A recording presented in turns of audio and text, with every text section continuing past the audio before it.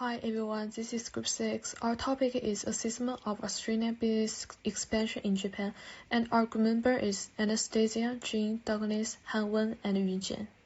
In this video, we are going to evaluate Australian corporations' business development in Japan.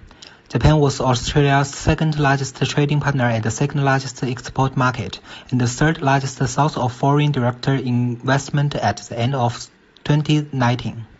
In order to prepare for Australia's business expansion in Japan, we have prepared 4 directions to evaluate whether this expansion is feasible. The first is gains and losses in Japan's globalization. The second question is which one is more important for Australia to consider when making business investment in Japan, economic development or human development index. Next is the cultural distance between these two countries leading to convergence or divergence. Finally, focus on industries in both countries. So the first question is about gains and losses in Japan's globalization. The academic view divides globalizations into 3 major areas: economic globalizations, political globalizations, and cultural globalizations.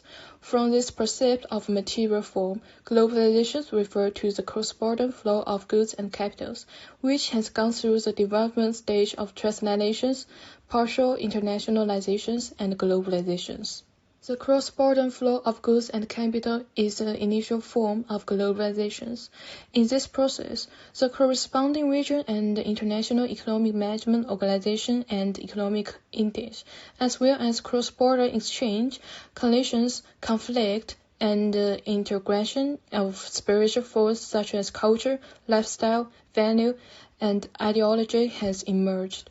On the whole, globalization is multi-level and multi-domain interconnection with economic globalization as core, including policy, culture, science and technology, military, security, ideology, lifestyle, and the value of various nations and regions. The multiple concepts of influence and restriction. Globalization is a provocative word. Proponents hope that it will bring unprecedented progress and prosperity to the entire world. Critics assert that it will bring poverty, war, and even cultural extinction to developing countries. However, solid economic theory and economic history tell us that economic integration has indeed brought huge benefits, which can be transformed into a higher standard of living. Few people would question the fact that a world with open economics performs better than a world with closed economics. In particular, many emergency economics have taken advantage of great opportunities to develop rapidly. Globalization always has advantages and disadvantages, but it is clear that Japan is the winner of globalization in general, as can be seen from Japan's fast-growing economy. As an island country, Japan's economic development itself is subject to some geographical restrictions. After experiencing 2 world wars, the Japanese economy, which should have fallen into a slow token of in the next 40 years, is undoubtedly a remarkable phenomenon. After World War II, Japan's economy took the lead in recovering and advancing by leaps and bounds, and it becomes the world's second economic power in one fell swoop. For a long time before the 1980s, Japan had become an important part of the global economic. Japan began to invest about 10 years after the end of World War II and economic recovery. There are 2 stages of investment in total. The focus of the first phase of investment is to obtain raw materials. Since the Japanese economy is export-oriented, it needs reliable sources of raw materials to support its industry. Therefore, the first stage of Japanese FDI is mainly concentrated in Asia and Latin America. But after 1985, the Japanese economy entered a bubble stage. After the success of the first stage, the Japanese government and companies are full of confidence in future development. As a result, in 8 years, the annual investment has increased rapidly. As the main body of Japanese foreign direct investment changes from ordinary enterprises to oligarchs, Investment targets are more oriented toward market-oriented and technological industries. On the one hand, foreign direct investment has helped Japanese companies obtain more income and promoting the future development of the Japanese economy. However, these generated incomes did not benefit the Japanese people. Instead, their revenues flow into the pockets of large companies, and they use this money to invest in land. At that time, getting capital from the stock market gradually became popular. Increased income has driven stock prices higher, leading to an increase in fund receipts from the stock market. The income generated by investing fund receipts from the stock market has led to the appreciation of the yen and the rise in land prices. A dangerous cycle between rising GDP, rising stock prices, and rising stock prices followed, which eventually led to the outbreak of the economic crisis in the 1990s. The second part is which one is more important for Australia to consider when making business investments in Japan, economic development or human development index. First, it has two ways to measure levels of economic development. Gross national income (GNI) per capita. The measure of Japan's economic activity also reflects Japan's gross national income. The second one is purchasing power parity. It can adjust GNI by purchasing power. It also has some limitations. GNI and purchasing power parity only reflect superficial number. Some black and gray industries are not included. Only economic level is taken into account. And the average does not reflect individuals because a small number of people own most of the wealth. The economy of Japan is a highly developed free market economy. It is the third largest in the world by nominal GDP and the fourth largest by the purchasing power parity. It is the world's second largest developed economy. Japan is a member of both the G7 and G20. According to the International Monetary Fund, the country's per capita was 41,637 in 2020. Due to a volatile currency exchange rate, Japan's GDP as measured in dollars fluctuate sharply. Another one is Human Development Index is based on three measures. The first one is life expectancy at birth. The second one is educational attainment. And the third one is whether average incomes are sufficient to meet the basic needs of life. The purchasing power parity based on average income.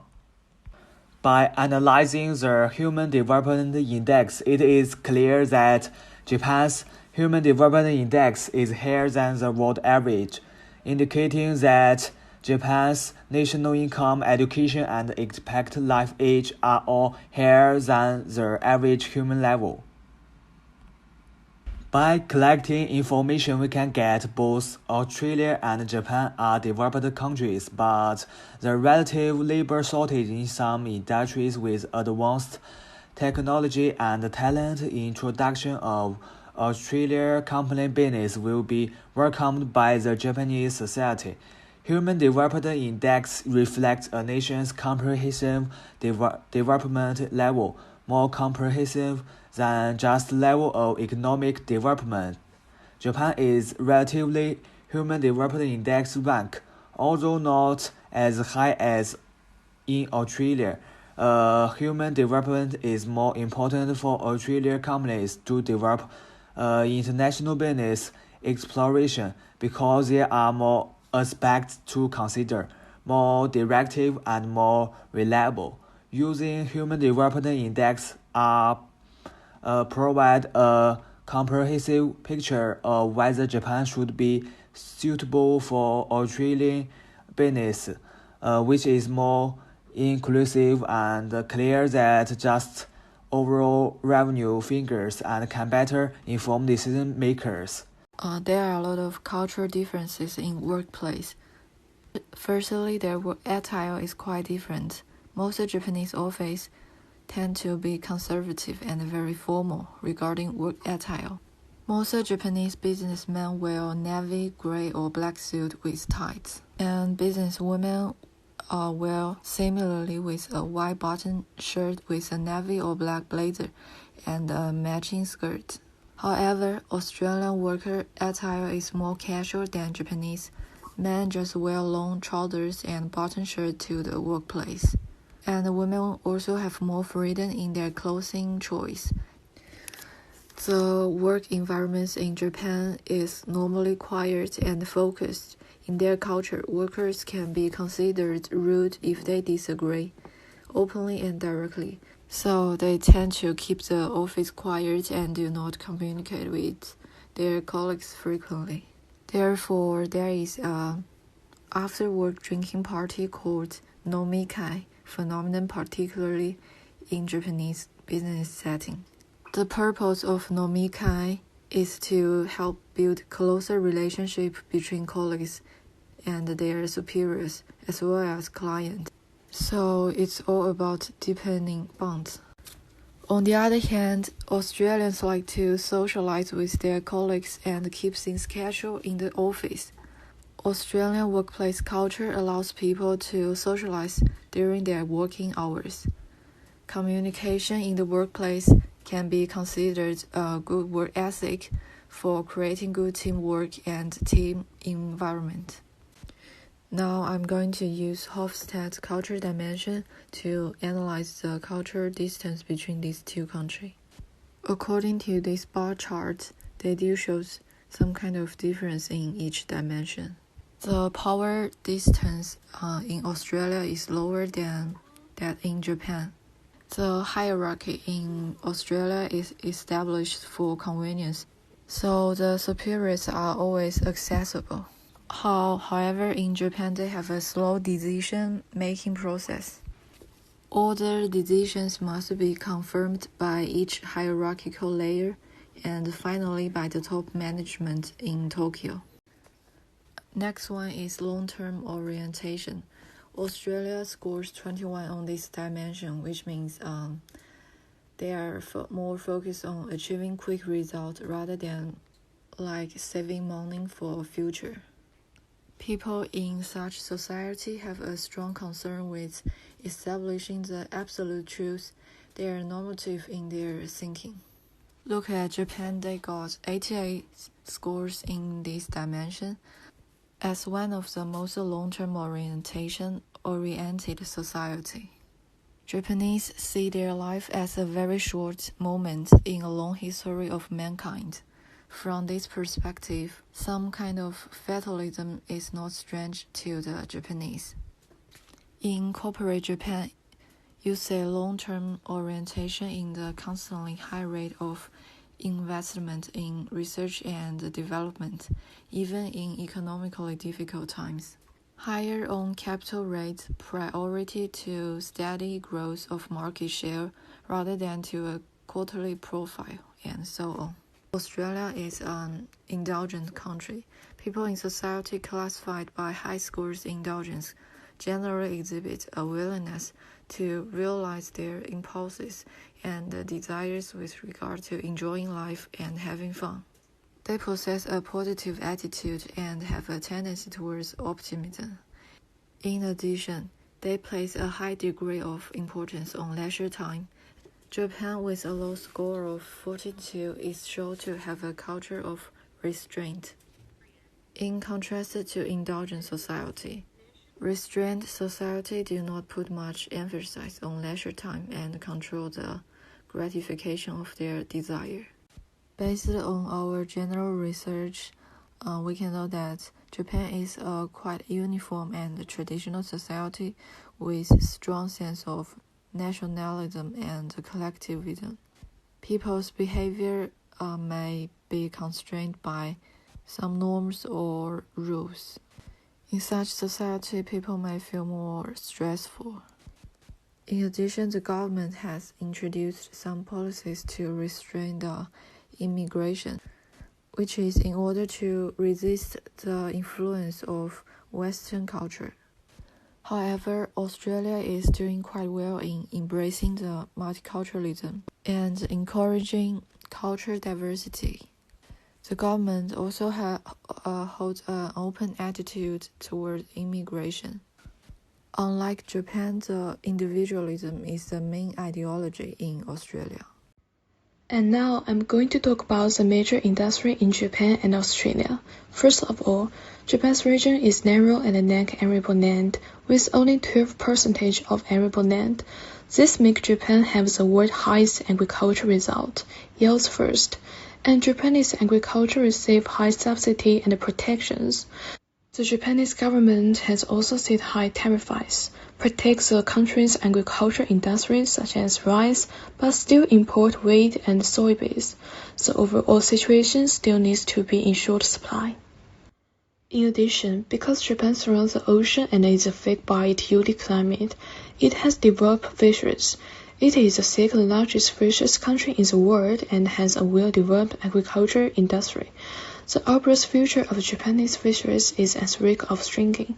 However, there are still opportunities for improvement in the technological industry in agriculture and breeding. Japan has great advantage in entertainment. Japanese drama and popular song have a certain market in Asia. The animation industry is the world's largest. It has shifted from child-oriented and adult-oriented, and it has established related industry cultures such as subculture group of animation fans and the animation industry. It is an important pillar of Japanese culture industry. The Japanese animation industry accounts for about 18% of the world market. The output value of Japan's service industry is extremely important, accounting for 3/4 of company's economic output. Japan's service industry is development, and Japan has 326 companies listed in the Global Force 2000 ranking, accounting for 16.3%. It can be seen that the service industry will be Japan's largest industry in the future. There are also pharmaceutical industries that cannot be ignored, such as nanotechnology, ultrafine technology industry, and the pharmaceutical industry, etc. Multimedia industries such as advanced manufacturers, consumer electronics, automobiles, semiconductors, autism fibers, and optoelectronics are highly developed in Japan. Affected by the Second World War, a number of large air traffic such as rocket and satellite manufacturing industry not only have material color but also concrete development and appearance. Japan's electronic product manufacturing industry is growing shift outward, retaining the advanced technology research and development level, and Australian products are assemblable producers to Latin Americans and another region. Compared to Japan, Australia has extremely developed agriculture due to its vast land. Australian agriculture and related industry has an annual turnover of 155 billion yuan, accounting for 12% of GDP. Australia is also one of the most important producer and exporter of agricultural products in the world. Australia's developed wine industry has also emerged from advanced agricultural technology. Australia is the world's fourth largest wine exporter. Only 14% for wine production is used for domestic needs, and the rest are used to export. In addition to arable land, Australia has brought a lot of minerals from the vast land. Mining has been an important primary industry in Australia for a long time, providing foreign exchange income and employment opportunity for the Australian economy. Furthermore, tourism is also an important part of Australian economy. The vast territory brings wide and magnificent natural landscape and a wide variety of unique wildlife. In the 2010-11 fiscal years, tourism contributed 2.5% of Australian GDP. In the year ending April 2015, 7.1 million foreign tourism visited Australia, which also created 513,700 jobs.